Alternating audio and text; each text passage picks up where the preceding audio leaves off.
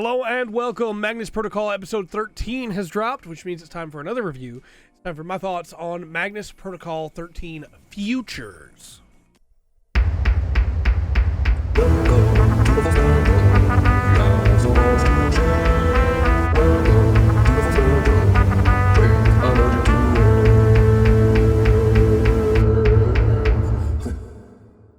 The classification for this one is CAT 3RB 4622-2023-140-32024. It is gambling, application in parentheses, self-destruction, voicemail in brackets. Hi, Odin. This one's a really fun episode. I think that in a lot of ways, this cast has really just completely won me over. And I saw some people on the subreddit, I saw some people in the Patreon discussions, some people that didn't really seem to like this cast near as much, that really liked the original cast. And I think it's always hard on a sequel trying to move forward and try to catch lightning in a bottle again, right? With a sequel, especially with the cast, because the cast of Magnus Archives is wonderful. They're amazing. They're great. I love those characters. But I also love these characters, and I don't necessarily think they need to always be compared, right? I think it's easy for people to do. I think it's one of the first things people will do is try to compare them. But I really do think these characters are great on their own. I don't see where people are coming from when they say that none of these characters interest them. I guess it's a personal preference thing, but these characters are super interesting to me. I'm so caught up in what's going on with Sam and what's going on with Celia and Alice and Gwen and Colin, of course, who we haven't heard from in a little while. And this episode had a lot of good character beats again. We had the date with Sam and Celia and the information revealed there, I guess. I was going to say putting everything on the table, which they did, but Celia's got a son named Jack. That's who she was talking about before. He's just a little bit over a year old, I guess. And then we get into, I think, something that's going to carry a lot more weight later, which is Sam's history and what happened to him with the archives. Gifted child that went to the Magnus Institute to be tested, and it was the only place he'd failed. And following that, he continued to fail over and over and over again. Not fail as in like, oh, well, he never got there, but fail as in he got so close, something goes wrong. That feels like that's on purpose. That feels like that's engineered in some way, right? Whether by an entity or a fear or the forces that Lena talks about in this episode. There's a lot going on that I have questions about. But it seems like that's going to definitely pay off later, right? Sam is intrinsically tied to the Institute in a way that I don't think is physically apparent, right? It is 100% something that happened because of the Institute. Then we get the conversation between Sam and Celia about if the cases are real, and Celia thinks they are, which ties into what we know about the Celia that we know from archives. There's a lot more going on here, and I think they're drip feeding the information very slowly, but I think it's coming at just enough of a pace that I can still get excited every week to theorize. I don't ever feel like there's a week where I didn't learn anything new, anything that will be useful later, you know? We get a really nice scene here with Gwen and Lena. I was hoping we'd get a follow-up scene with them where Gwen basically asks, hey, was this my fault? This Bonzo case that happened? Was it my fault? And Lena's basically like, yeah, it was. And then Lena drops a bombshell and tells her, first off, by the way, compels her to sit. Whether just force of will or just, that much more of a threat compared to Gwen in her own mind. But could also been something like a spider pull, a web pull. Anyway, tells her that there are forces in this world, opposing forces, some benevolent, most not.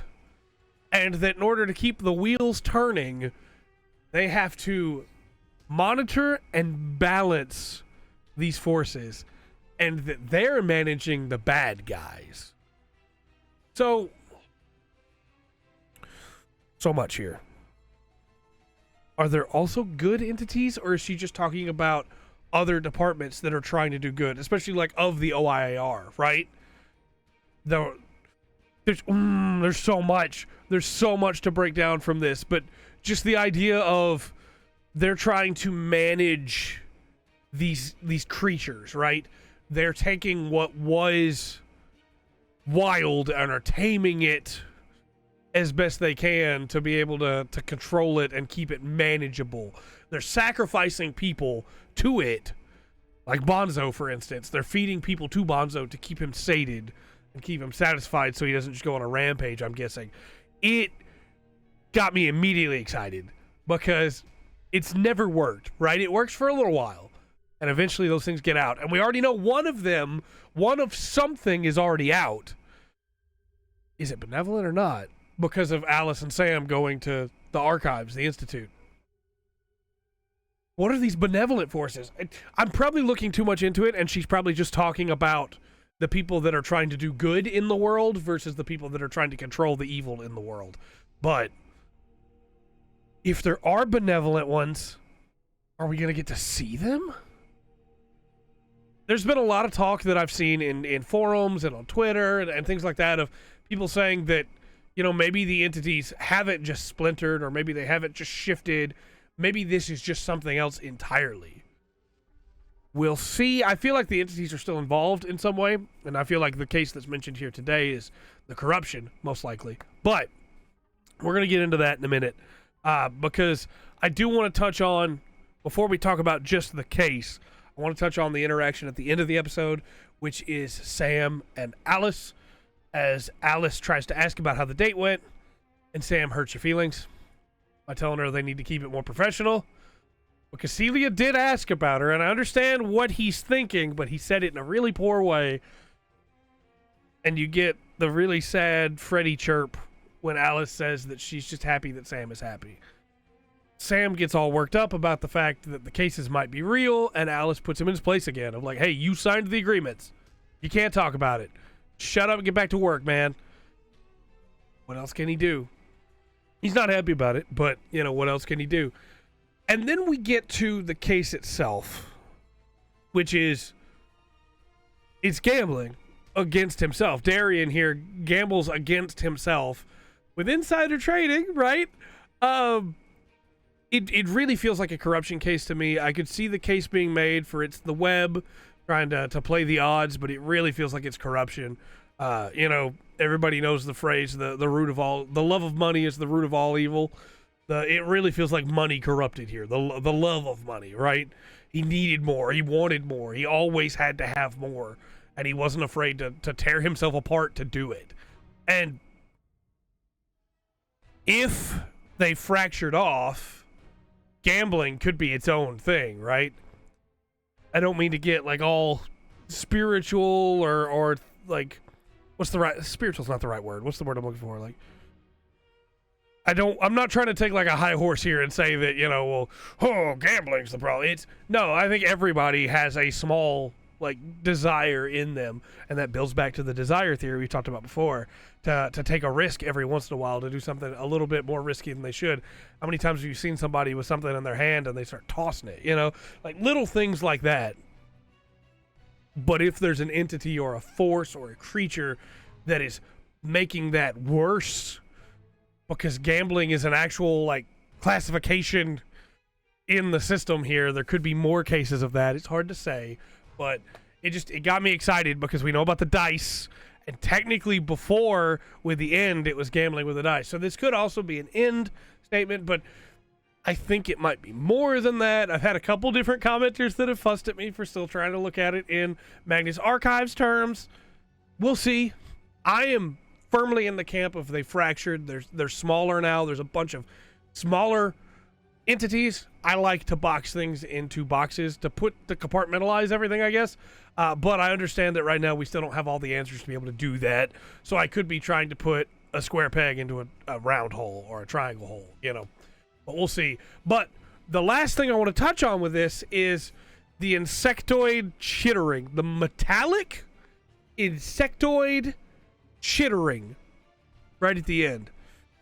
Now we know what insects are for, But metallic insects?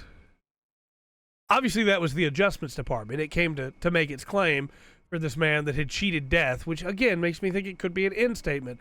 But the insects make me think it could be a corruption statement. So what if it is specifically gambling? Again, cheating, disrupting the natural flow of things. I'm just saying, I don't think we need to, just have the one classification we know of. We could break it into smaller classifications. Saying, because cheating death happened before with the other dice, getting lucky. Anyway, enough of propping up my own theories. This thing could wind up being a villain for a later part, or it could wind up just being another thing that the OIR is trying to control, or it could be completely unrelated, right? The congregation, as it were before, didn't seem like the OIR was controlling them. It seemed like somebody shut them down, right? Killed them. So this metallic insect could also be just a rogue creature, or kind of like Needles, a rogue creature that isn't being controlled. I got excited immediately when I saw that in there. I couldn't believe it. I did have a little bit of time with the transcript where I was like, ooh, these underlined words, maybe if I put them all together, they'll make a statement. It was just words to have emphasis in the vocal direction. I've seen it a few times and found a couple like little things that was like, oh, that could be something, but it really was just, I'm looking too hard is what I'm saying, and missing the forest for the trees. But let me know your thoughts on this one. I really liked this one. This is not my favorite episode of the season so far, but it's pretty high up there for me. I think the Zorro trade stuff started out a little slow, but then it definitely accelerated. And kind of like Darian himself. But all of the character stuff around it just really sold this episode for me. I stand by the fact that I understand why some people might not enjoy the Magnus Protocol so far as much as Magnus Archives, but I keep seeing people say, well, it's just not as good. And I don't think that's true at all. I think it's still very good. I think it's just, hey, you come off Magnus Archives. That was such a high. You can't just start at that level again. You got to work your way up to it. You got to take time, let the characters breathe and grow, which they are. Granted, yeah, episode 1 of Magnus Archives, the anglerfish, it grabbed me for sure. But episode 1 of Protocol was pretty interesting too. Was it as interesting to me as anglerfish? No. But at this point where we're at in Protocol, I'm just as hooked as I was with Archives. So I just wanted to put that out there as not like a, hey, shame on anybody that's not enjoying it as much, because I definitely get it, right? Taste is subjective, but I just want you to know, if you're also seeing all that negativity and you really love Protocol so far, you are not alone. Protocol is great. I'm really enjoying it, and I'm looking forward to seeing where the seasons take us. Until next time, though, I've been Trey. Let me know your thoughts in the comments down below. And always remember always to enjoy the full spectrum of Magnus Protocol.